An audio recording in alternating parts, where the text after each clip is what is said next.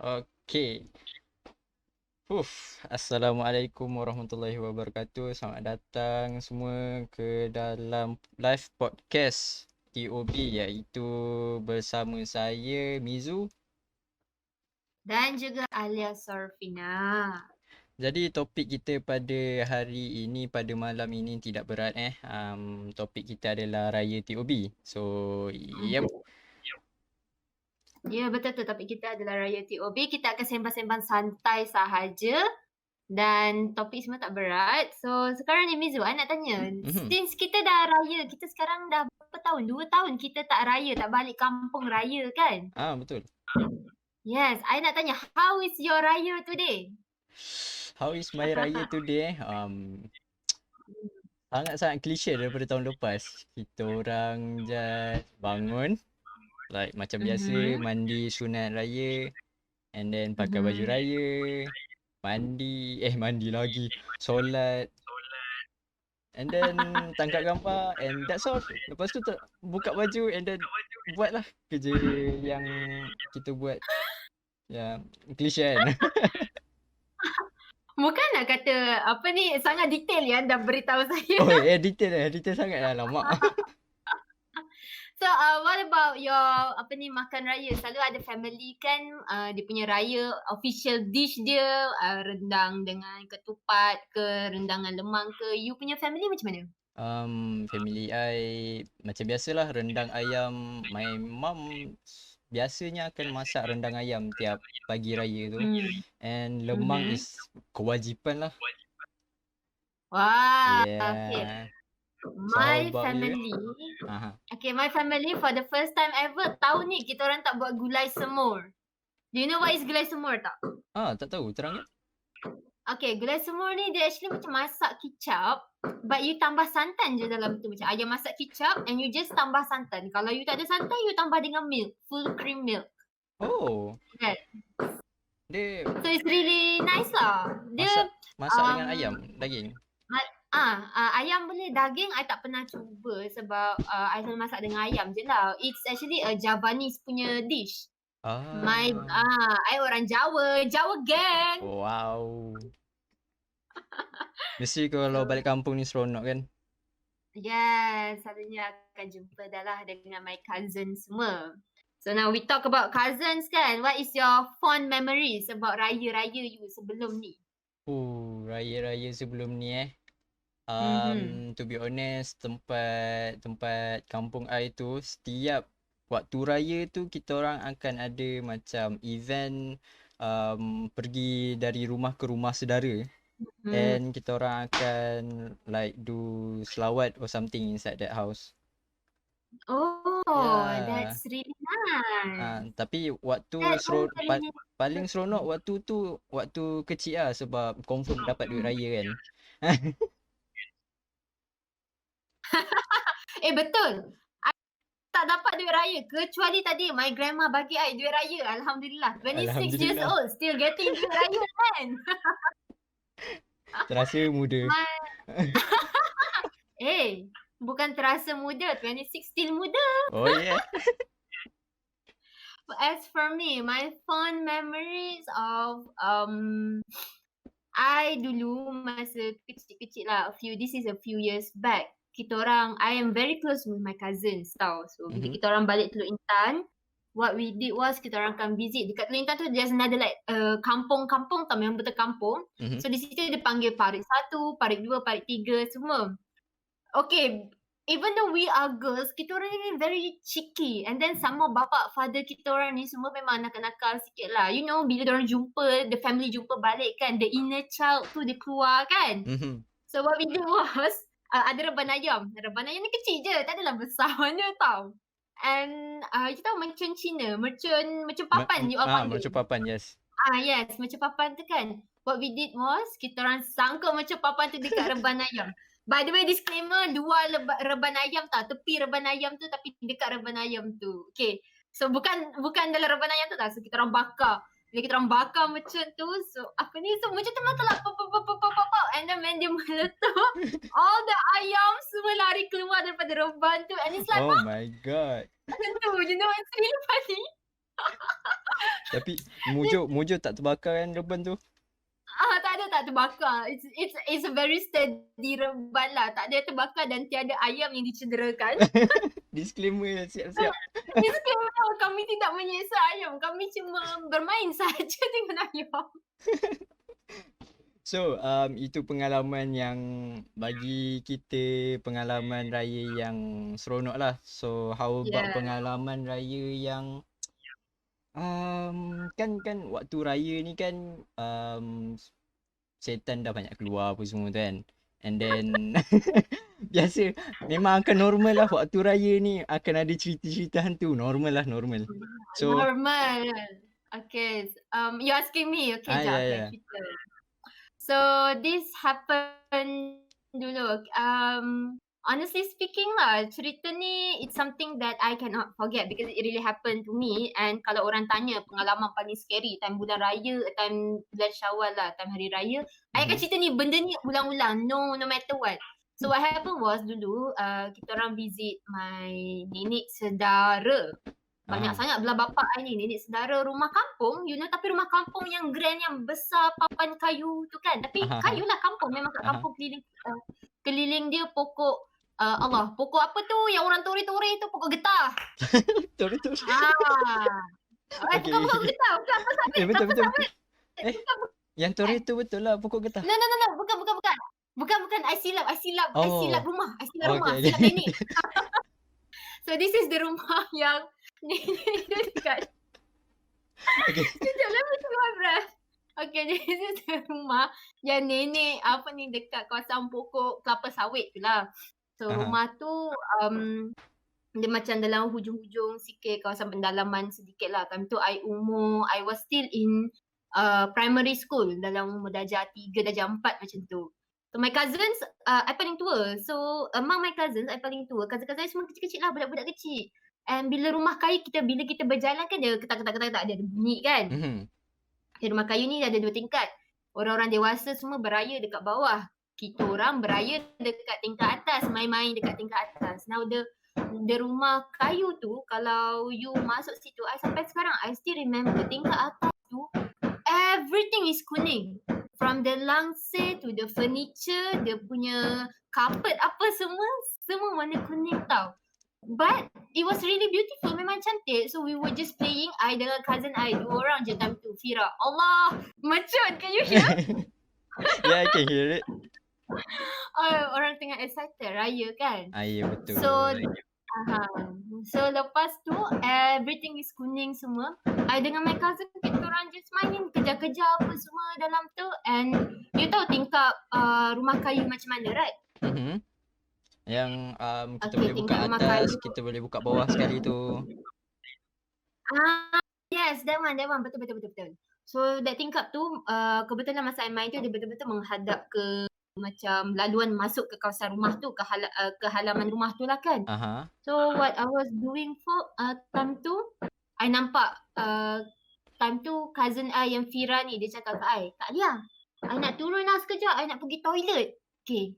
So dia turun lah, dia turun pergi toilet, geduk-geduk lah, turun tangga tu kan. Lepas tu I nampak my cousin seorang lagi, the other family ni masuk ke halaman rumah tu, dia cakap, macam excited. Fira, cepat. Mia dah sampai. I excited kan. Lepas tu, and then I pusing belakang.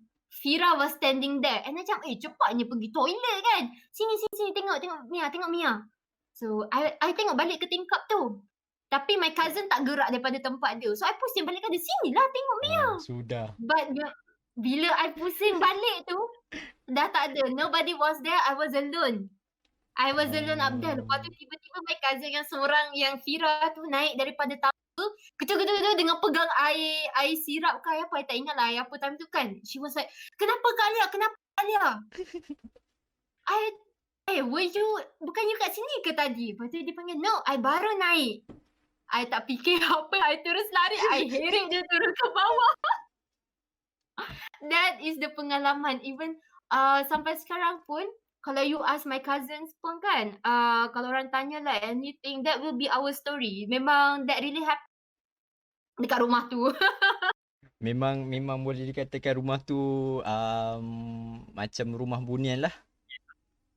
Ah, manalah tahu. Oh, what about you, Mizu? Macam mana pula kalau you? So, pengalaman yang menyeramkan to be Mhm. honest tak adalah sangat. Mhm. Sebab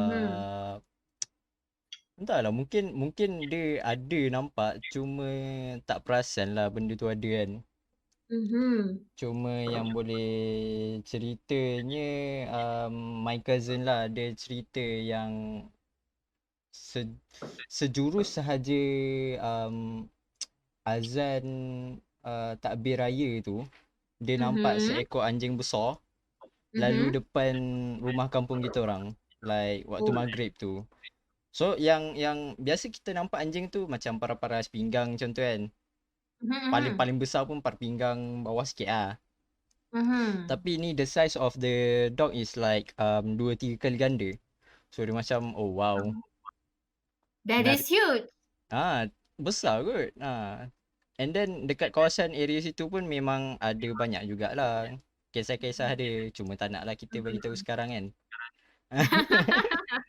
So what did your cousin do? Your cousin adalah macam gong gong gong gong gong gong. Oh tak adalah, dia just macam at first kita macam tak naklah percaya kan sebab cousin time tu macam sebaya. Time tu Mhm. I tu waktu sekolah rendah. Tapi um, masa cousin I cerita tu ada arwah atuk I sekali. So arwah atuk Mhm. I sekali tu pun nampak and then dia pun bagi tahu ada benda yang lalu. So kita pun macam okay, cerita tu stop di situ, jangan bawa keluar apa semua kan. Okay, faham. So it really happened lah. So it's really happen lah.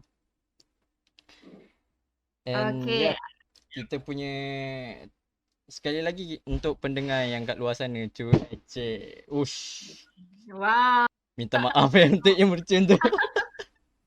So sekali lagi Maaf. untuk pendengar dekat luar sana tu, tajuk untuk kita punya podcast hari ni adalah Raya TOB. So basically kita dah share pasal pengalaman kita dengan topik raya. So how about TOB? So Alia boleh terangkan sikit apa tu TOB? Okay, TOB ni thinking on box. Kita orang tak berfikir out of the box, inside the box. Kita orang fikir atas the box, on the box. You know macam, you tahu The Tinker? Yang the statue The Tinker, dia duduk macam tu, Mizu. Aha, yang yang Aku. yang itulah. Macam mana nak terangkan pun Macam mana nak terangkan pun I tak So, reti nak terangkan lah. so basically that is TOB. We are consist of people, creative people, art people with great minds and great Mhm. ideas. And as much as I nak explain more about TOB ni, that is for another episode where we will invite a special guest, the founder of TOB, Mardia. Yep, Kan? korang boleh terus follow Mardia dekat nanti saya akan tweetkan a detail a bit about TOB lah. Dia punya founder, Mhm. dia punya presiden club untuk TOB ni. Okay. So So for now, please aha. yes. Cakap. Okay. So for now, we will go on a 5-minute break sekejap. Yep. And we'll come back shortly after. So, Mizu? Kita akan berehat sebentar. Oh, dah cakap yang tadi. Oh, sorry. So, Ada. jadi kita akan Maaf, sambung kami semula lepas menggigil. 5 minit. Kita rehat sebentar sebab kita orang pun macam dah gan cakap bebel-bebel apa semua ni. Kita orang sebenarnya nervous. Ni first time kan. So, doakan yang terbaik untuk kita orang. So, jumpa lagi selepas 5 minit. Alright. Let's continue on with our next topic. So we're going to talk about art. So, yeah, about art kita TOB ni, Thinking on the Box ni, merupakan satu kelab ataupun satu macam kumpulan lah yang terdiri daripada orang-orang yang kreatif kan, orang-orang yang berimajinasi tinggi. Sebab thinking on the box ni sebenarnya it's not thinking inside of the box. Bukan juga thinking outside of the box. Sebab kita orang berfikir di atas kotak. Which is kita orang cuba untuk cari yang lain lah. Ah, so So far ada ke orang lain TOP? Tak ada, rasanya kita je. Boleh tak? Boleh claim tak? boleh claim dulu tak? Kena letak copyright ni. Ya betul. Kita kena minta tolong kan. So Okay. so far sekarang ni kita nak borak pasal art lah. Sebab dia ada kaitan dengan TOB kan. And sekarang ni kita nak tanya pada Alia lah kan. Kenapa pilih art? Untuk sendiri punya preference. Pilih art? Preferences kenapa pilih art? Okay, kalau ikutkan pada I sekolah, art ni just masa I awal-awal is just a hobby. It started as a hobby lah. Tapi kalau I pilih art in why masuk universiti I ambil art juga, sebenarnya masa sekolah menengah I tak reti mathematics, science whatsoever. Sebenarnya I suck at them. The only subject yang I excel, yang I boleh katakan score, cuma art. And that's basically why I ambil art. But I am very lucky sebab even though art ni is started as a hobby, it is starting to become my passion tau. At certain age, I tak ingat bila it started to be my passion. Sorry sebab merchant tadi. Tak apa. So Okay. it started to become my passion, and I'm very lucky sebab my parents supported my passion ni. So daripada sekolah menengah tu, memang daripada form 1 sampai form 5, I memang dalam art stream sahaja. I tak pernah keluar masuk accounting stream ke, music stream ke, tak pernah. Memang dalam art stream. Memang dalam art stream sahaja. Sampai masuk universiti, I ambil graphic design. Kiranya Alia memang dah fokus untuk art stream daripada kecil lah kan? Dengan family support apa semua. Yes, exactly. It is good. Okay. What about you, Mizu? You, kenapa you ambil art as something that you want to approach? Okay, sebenarnya before this, I start doing art waktu sekolah rendah. I buat game dekat dalam buku nota. Which is buku nota yang kita biasa beli dekat kedai buku tu kan. From that buku tu yang kosong tu, I start to draw and then I start to create jalan cerita apa semua, and then I start to develop a game dekat dalam buku tu so that my friends boleh main, like main pakai dadu ke, pakai osum ke. So and then bila macam bayangkan game RPG yang dekat PC tu, I try to make it inside the book. Wah, okay, macam mana? Can you explain a bit more pasal tu? Macam mana you buat game RPG tu dalam buku? Okay, so basically setiap orang yang main tu akan ada karakter sendirilah. Did you know D&D, Dungeons and Dragons? Tahu Dungeons and Dragons. So siapa yang main Dungeons and Dragons tu, setiap orang tu ada karakter masing-masing, betul? Like macam kalau kita para artis yang kita gelar diri kita sebagai OC lah. Yes. Okay, kita so, OC. Alright, okay. Karakter tu ada attribute masing-masing, ada style masing-masing, ada pakaian masing. Mercun seronok meriah berbenar. Ala depan dengar. Sekejap. It's okay. I hope para listener kita boleh faham lah. It's the first day of Raya, the first of Syawal. Everybody is being so excited. You know, walaupun kita PKP tak dapat balik kampung, we hope for your understanding. Thank you very much. Yep. Oh my tak habis lagi tu.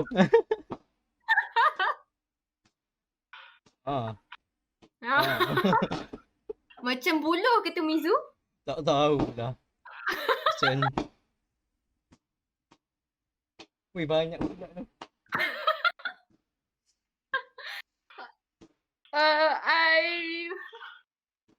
Dekat tempat I dah stop. Astaghfirullahalazim. Dekat tempat I dah stop dah seronok tu. Kawasan rumah you banyak budak-budak ke Mizu? Okay, basically tempat I ni sebenarnya kampung. Ah, no I duduk kat wonder. kampung. I duduk kat Hulu Langat. So, area I ni memang ramai budak-budak lah dengan ramai orang kampung. So, faham lah Faham. situasi ni macam mana. Weh, tak berhenti lagi Ini unlimited ni. Mana dia beli? Kita kena tanya ni. Itulah tu. Okay, tak apa, kita go on je. Harap-harap para pendengar tu masih boleh mendengar lah apa yang cerita yang saya nak sampaikan ni. Okay. So, kat mana tadi? Buat buku tu Ya betul. So basically game permainan yang saya buat tu dia ada karakter masing-masing tu kan. So karakter tu saya masukkan dekat dalam jalan cerita yang saya buat. Dan setiap episod yang ada tu saya siapkan dalam 2-3 helai page untuk episod jalan cerita. And then kita ada antagonis, kita ada protagonis, kita ada NPC. And then habis je episod tu, and then I akan lukis baru untuk episod yang seterusnya, which is 2-3 lagi pages. Okay, sekejap. Hold on. I have a question for you. How old were you masa you buat benda ni semua? Umur you berapa? Waktu tu dah jam 4, dah jam 5 something. What? At the age of 10 years old, 11 years old, you can come up with something like this? My mind could never. I could never. I tahu main je. Dah jam 4, dah jam 5, I tengah berebut tau makanan dekat kantin tu. Tapi memang kalau macam gaya tu nampaklah yang I ni jenis tak berkawan sangat kan kat luar. No problem. Right now you have TOB, you have an art community to be your friends. Yes. Yeah, tak apa. So, okay, go on with your story. This is very interesting. This is very, very interesting. So, sebenarnya sebelum ada idea ni nak jadi game designer adalah nak jadi seorang askar. Sampai darjah 3 ataupun 4 something like that. Sebab waktu tu dah ketagih dengan main game tembak-tembak dekat PS1. Yeah. So dia macam bila dah ketagih main game tembak tu, dia macam teringin nak jadi askar. Dia macam nak berperang kat luar sana tu. But game apa ni? Metal Slug ke? Time tu game apa tak ingat lah, tapi dia kira macam Medal of Honor tak silap. Okay, I tak tahu game tu, tapi I on kan je. So dia macam waktu dah jam 4 tu dia macam dah realise kan, oh tak boleh jadi askar dia sebab lembek kan. So kita pun macam decide nak jadi game designer lah. So daripada jam 4 tu sampailah sekarang memang nak jadi game designer. Cuma waktu sekolah menengah tu lah kita macam downgrade sikit lah. Daripada game designer nak jadi arkitek. Sebab orang sekeliling bagi tahu kan, oh tak boleh jadi game designer ni, susah nak dapat jadi game designer ni kan. So jadi arkitek ni ramai orang pandang usung kan. Okay, Mizu, I have to tell you something. I cut in sekejap tau. Pada zaman tu, at that moment, that era, architect, engineers and doctors, everybody pandang tinggi. Whoever nak pursue art, sangat susah. You will have a lot of obstacle lah. Orang akan macam, you know, bukanlah downgrade, tapi they don't really encourage you untuk ambil art because they do not understand the value of it. They do not have the knowledge of what art can do sebenarnya. They were not educated. Unlike nowadays, a lot of people are aware that art ni sebenarnya boleh pergi jauh because we have, macam ni lah sekarang, we have an art community kan? Betul-betul. Dengan adanya art community, orang makin sedar dengan kehadiran art ni bukannya sekadar pelukis jalanan. Bukannya sekadar pelukis hanya untuk hobi. Bukan sekadar pelukis untuk hiasan dinding. Bukan untuk suka ke kepuasan diri. No, actually it can go very far. In fact, macam architecture, dia ada a lot of cabang juga kan. As far as I know, I tak tahu sangat detail on architecture. But macam tu juga, art pun ada a lot of cabang. You can go for photography, art macam ni, art macam tu ke. A lot of things you can do sebenarnya. Betul So, betul. you continue on ke with being a game designer ke? You give into the pressure? Pada waktu tu perasaan pada diri tu memang nak teruskan lagi dalam game designer. Even lepas habis SPM pun try untuk apply as game developer. Tapi family tak kasi kan, parent tak kasi. So kita macam downgradekan lagi, kita jadi animator lah. But bukan downgrade. You are, how to say this? In a way, you are compromising dengan parents you. Betul. Tapi in a way, harap-harap dapat juga kan jadi game designer kan. Why not?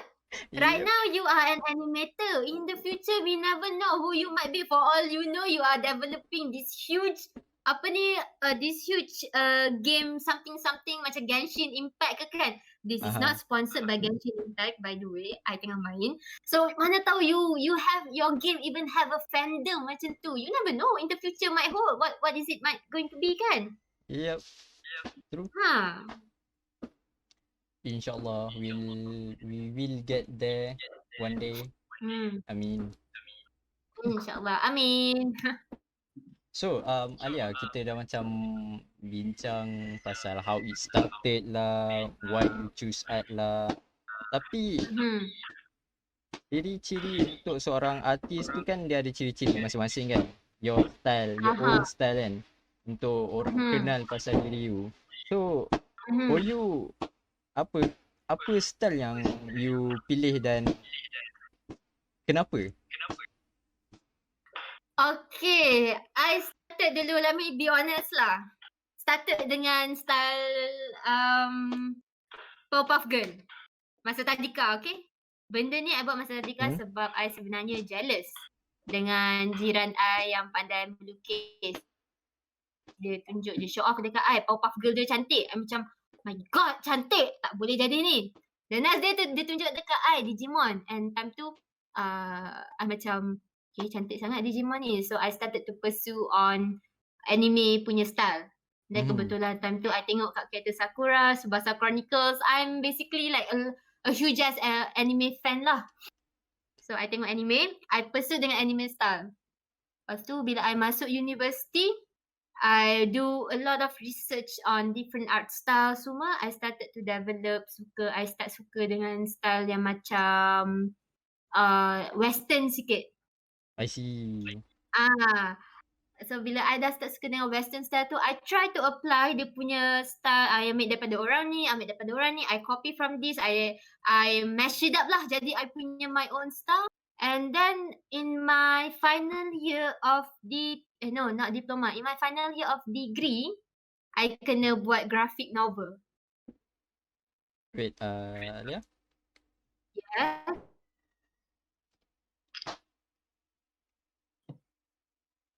Okay, can you hear me? Yeah. Okay, so in my final year of graphic novel pula. In my final year of degree, I kena buat my graphic novel lah for my final year project. So benda tu macam I tak pernah buat graphic novel ni, and my art style time tu sangat-sangat berbeza daripada graphic novel punya style. So again, do a lot of research. I found this one artist yang I betul-betul suka, Starbite. I memang respect gila dia punya line art dia semua kan. I ambil dia punya style, I develop it into mine, and I belajar macam mana nak buat lining whatsoever, and then I got my art style now lah. And I do a lot, I banyak lukis Chinese. I do a lot of Asian people punya drawing, Southeast Asia. That's all I can Yeah, so that's my preferences in art lah, my art style sekarang ni. Menarik. So kalau Mizu kan, I see you do quite a lot of experiments on art. Yes. Art, different medium. So which one is your most preferred lah, yang you rasa you betul-betul genggam? Yang rasa betul-betul genggam susah soalan tu. Sebab to be honest, I masih lagi experimenting on art. Like Mhm. I try on watercolor, I try on gouache. Gouache Mhm. sebutan dia, gouache. Gouache kalau nak selamat gua uceh. Jawa betul. Okay, gouache. Ha. Pernah try acrylic, pernah try pencil color, pernah try soft pastel. So macam itu untuk yang traditional punya art lah. Mhm, mhm. Um, untuk digital pun ada juga try, tapi paling paling tak minat adalah 2D digital lah. Tak tahulah, dia macam tak ngam dengan jiwa kot. Wah, jiwa-jiwa tradisional lah ni. Siapa listener kita yang ada buat traditional art, you have found your gang here. Tapi kalau nak cakapkan lekat dekat tradisional mungkin tak, sebab I dah macam selesa dekat 3D. Macam Okay, mana tu? okay, I rasa I tahu you jiwa apa. You jiwa Ah, animation. aha.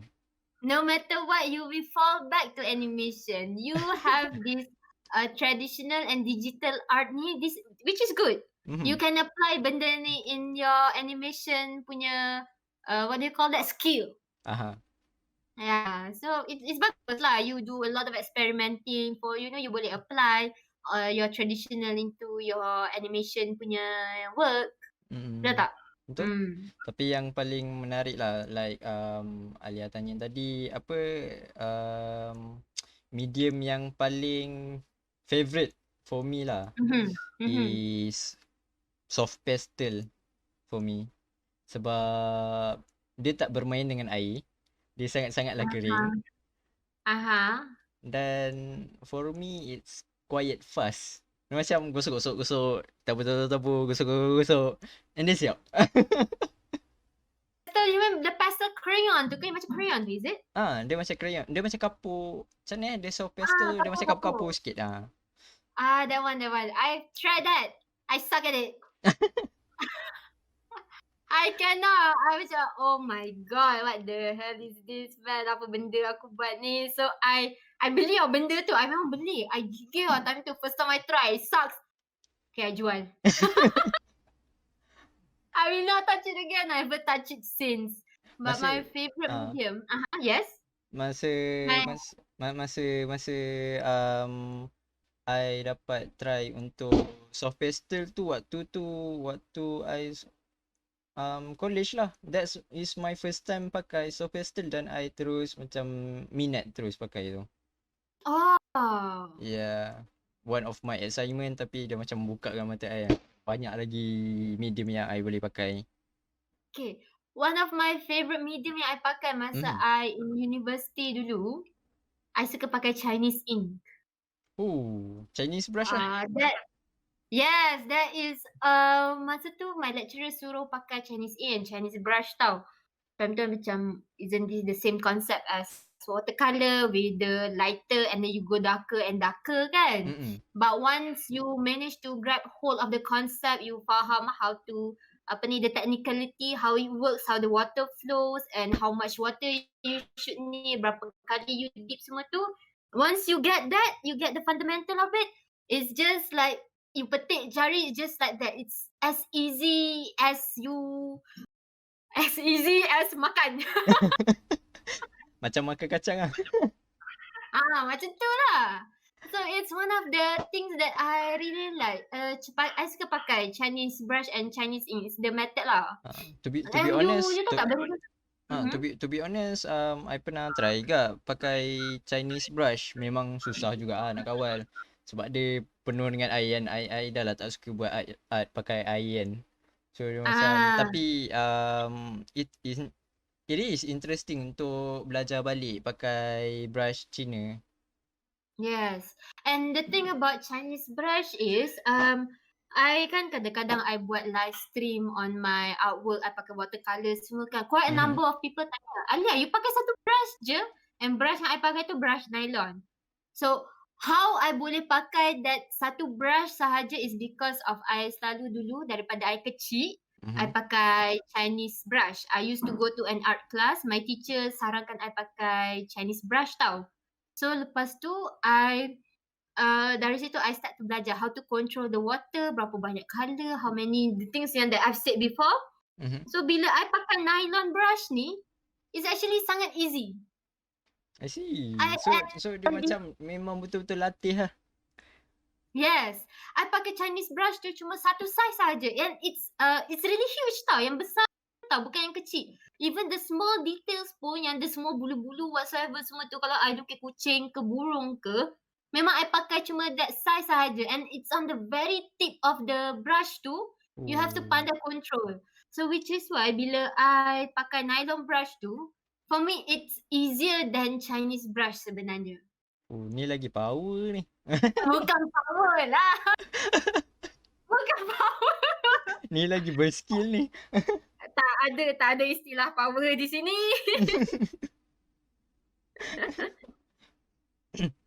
So, Okay.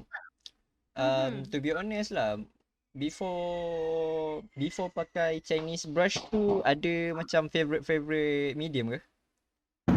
Favorite medium? Tak ada, sebab I cuma time tu dulu masa I masuk art class tu kan, yang I first pakai tu, I was in standard 3. Standard 3 baru I start to lukis betul-betul semua tu. So before this, cuma pakai pensel 2B yang tumpul budak sekolah. Yang sebesar jari kelingking tu. Itu je lah. Lukis pun kita tekan. Kalau boleh tekan-tekan nak tebus. So that was the medium. That was the only medium. Kertas buku latihan tu, buku latihan sekolah, buku teks sekolah, conteng-conteng atas meja. That was my medium. Tak ada medium lain. Contoh-contoh atas meja Itu memang penting dekat sekolah. Kalau macam you, Mizu kan? Okay. Your favorite medium is pastel kan? So I nak tanya, what inspired you? How did you get inspired you to use pastel? Sebab you kata you start to suka masa pakai dalam universiti kan? Masa you buat assignment. So surely there's something yang trigger untuk you suka. Okay, waktu tu yang buat assignment tu, before that my lecturer lah tunjuk how to use the soft pastel. Basically dia suruh pakai, dia memang suruh limitkan color. Pakai color premier je untuk hasilkan color lain, untuk hasilkan satu artwork tu kan. So and then dia suruh lukis satu buah ataupun sayur dalam 4 condition. So yang buah ataupun sayur yang I dapat tu adalah kubis merah. Kubis merah. Okay, kubis merah.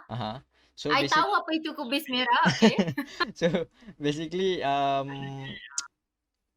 what make me fall in love dengan soft pastel tu is color base gelap pun, color base cerah pun, it will come up good.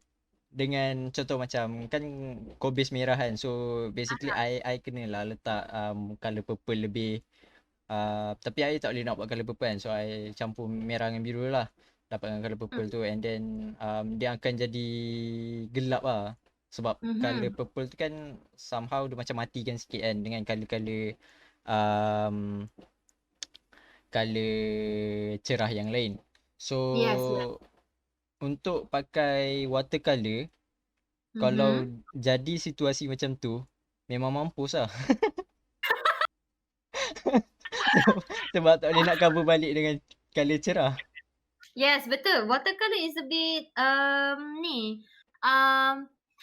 once you messed up, you boleh cover, but it's hard to cover it up. Especially kalau you nak daripada gelap tu you nak cerahkan balik. My God, kalau macam tu I koyak buat balik je lah. Koyak buat balik But itulah pakai soft pastel tu, bila dah buat color purple tu macam gelap, and then kita nak ada dia punya alu-alu putih tu kan. So kita just tepek je dengan color apa orang panggil tu, pink salmon, something like that. Yang color peach something like tu kan. And then yes. tepek lah dengan colour-colour cerah, pink salmon, yellow. Sebabkan putih kita orang tak boleh pakai, so kita tak dapat lah pakai putih kan. Tapi Yes, it's betul. it's end up dapat cover balik untuk dia punya alur-alur, dia punya apa detail dia, yang lighting dia tu pun I dapat cover balik. So I macam oh, this one is much better than watercolor. I can see how much you love the pastel colours ni, which is good for you. This is good. So, are you still practicing pakai pastel? To be honest tak, sebab dia naikkan jerawat. Macam mana tu? Mohon penjelasan. I'm sure the listener are curious. Macam mana pastel naikkan jerawat ni? Mohon sikit penjelasan. Mungkin pastel adalah penyebab jerawat I naik. Sebab ada satu malam tu member I untuk kelas drawing tu, member I dia macam upah I tau untuk siapkan dia orang punya soft pastel. Okay, para listener siapa yang masih dalam universiti ataupun yang dalam graduation art ke apa semua ni, anda semua boleh ambil iktibar dari sini buat bisnes, ambil assignment orang, kita boleh collect duit, ekonomi merundum sekarang ni. So satu malam tu I pernah buat dalam 8 ke 12 artwork. Size A2. Tapi itulah, masing-masing pun cakap jangan buat detail, jangan buat lawa sangat. Sebab tak nak ganti dengan lecturer kan.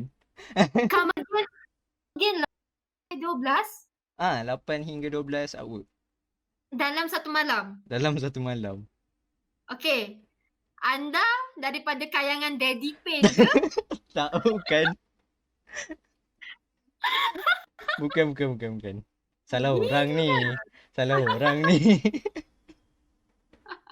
Wow, 8 sampai 12 artwork.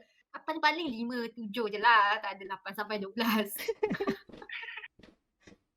So waktu esoknya jerawat memang confirm naik. Itu tanda kerja keras anda. Oh, bukan tanda soft pastel Bukan. I refuse to believe that. I believe that is tanda kerja keras anda. Kalau jerawat you naik, one day kalau I jumpa you jerawat you naik kan, kau buat assignment siapa ni?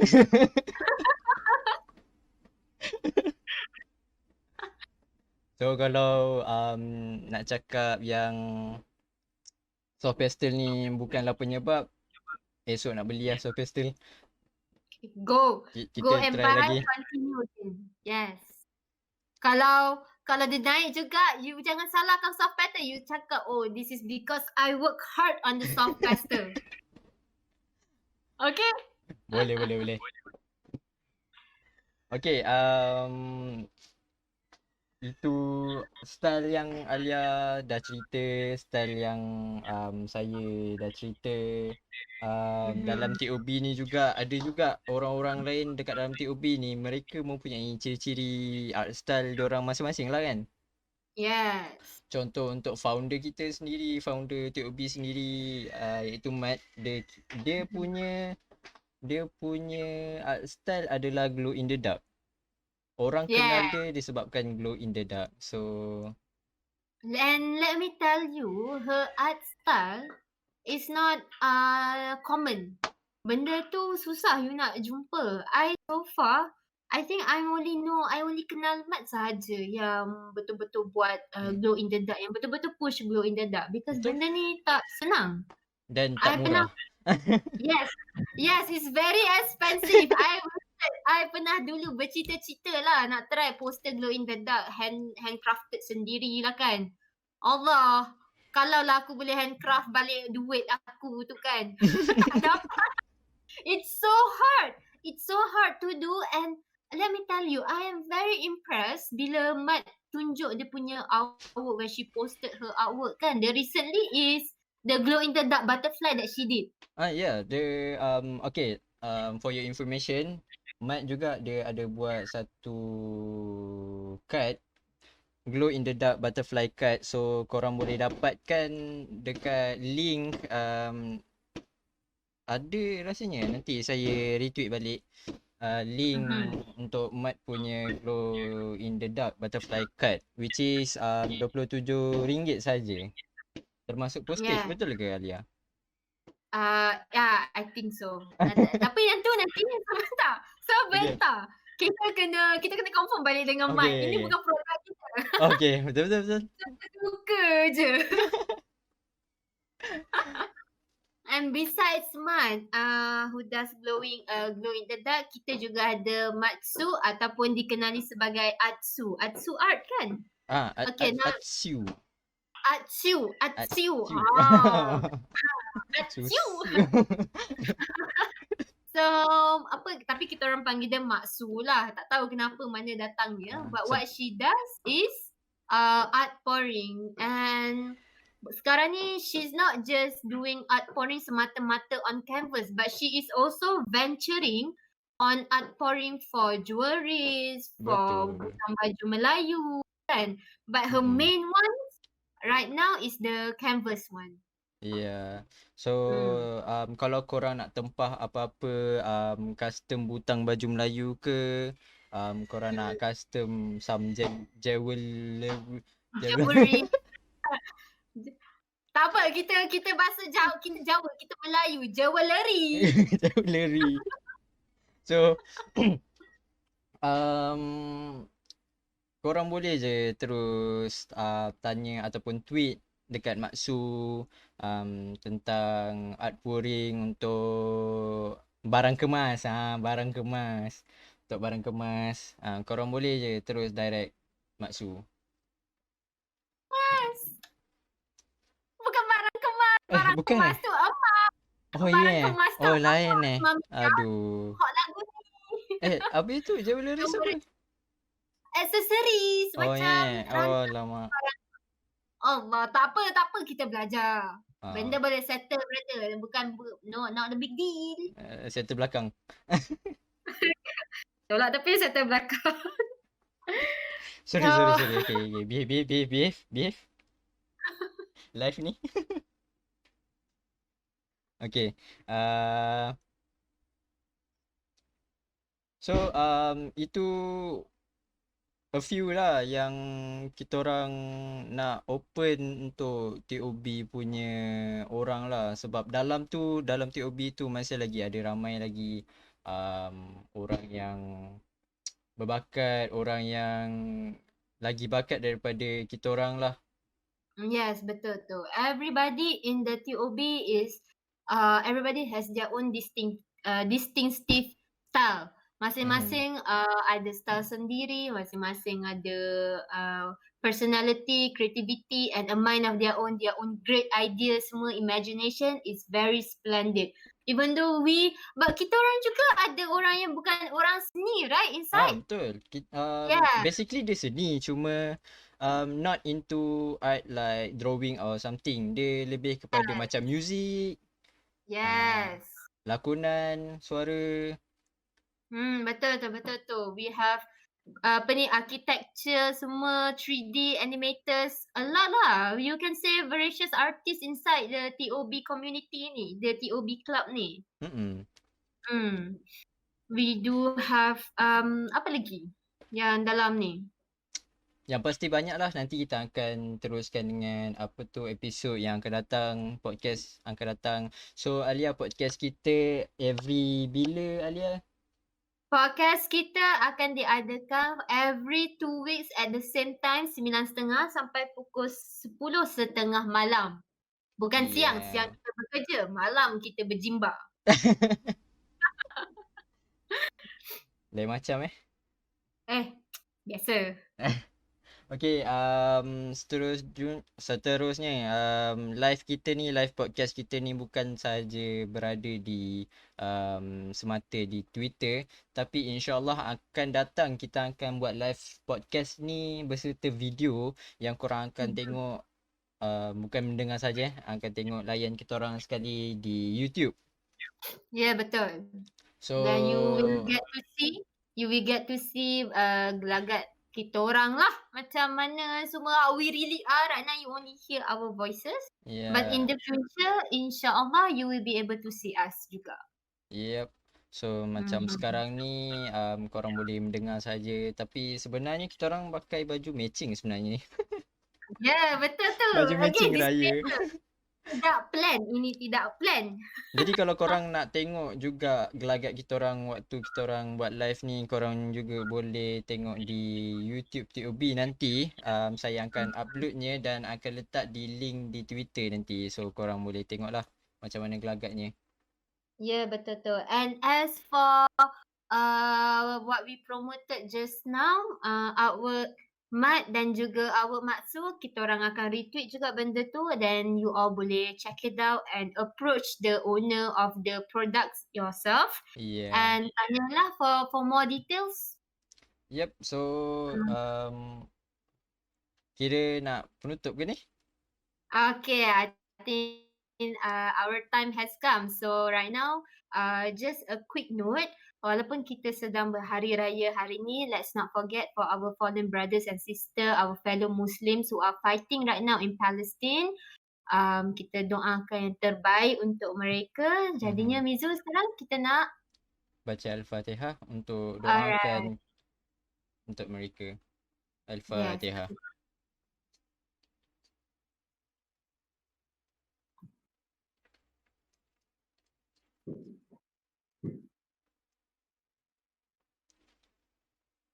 Amin. Alright. Alright. Terima kasih semua kerana menyertai podcast live ni. Kita akan jumpa lagi pada episod yang akan datang, which is lagi 2 minggu.